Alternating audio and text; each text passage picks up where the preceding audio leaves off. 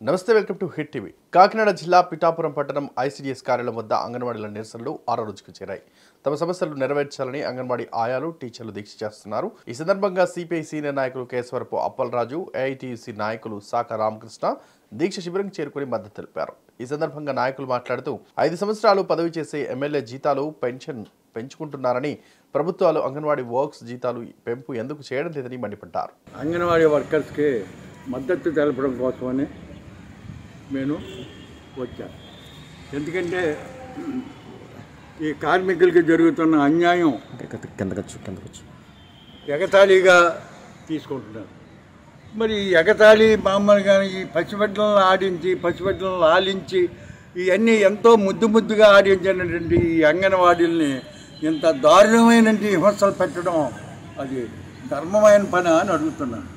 ఎందుకనంటే ఈయన ఎమ్మెల్యే గారు ఏం చేశాడని 5 సంవత్సరాల్లో మామూలు ఆయన పదవి పోయినా ఆయన భార్యకి, ఆయన కూతురికి అందరికీ పింఛన్ ఇవ్వాలి.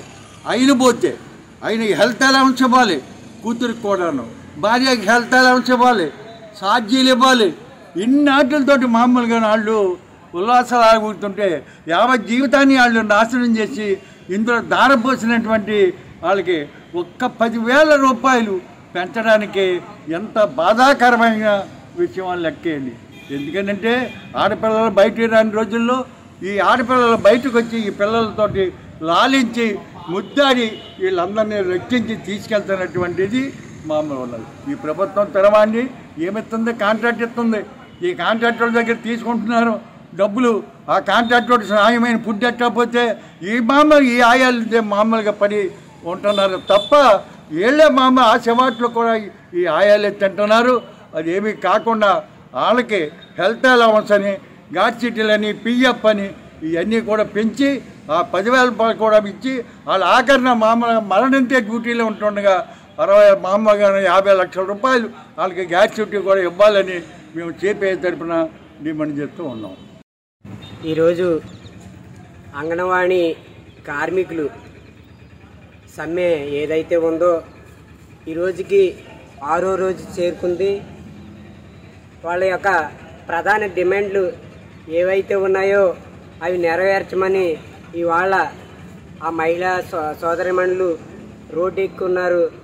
అయ్యా జగన్మోహన్ రెడ్డి గారు, మీరు అర్థం చేసుకోండి, మహిళలు రోడ్డు ఎక్కడం అన్నది మంచి పద్ధతి కాదు. వాళ్ళ యొక్క డిమాండ్లు నెరవేర్చాలని మేము ఏఐటీసీగా డిమాండ్ చేస్తూ ఉన్నాం. అదేవిధంగా వాళ్ళకి కనీస వేతనం 26,000 రూపాయలు ఇవ్వాలని మేము ఏఐటీసీగా డిమాండ్ చేస్తూ ఉన్నాం. ఇప్పటికైనా మీరు వాళ్ళపైన జాలి చూపించి వాళ్ళ యొక్క డిమాండ్లు నెరవేర్చాలని మేము పిఠాపురం ఏఐటీసీ కమిటీ తరఫున కోరుతా ఉన్నాం. ఈ వీడియో కనుక నచ్చినట్లయితే please like and share and subscribe.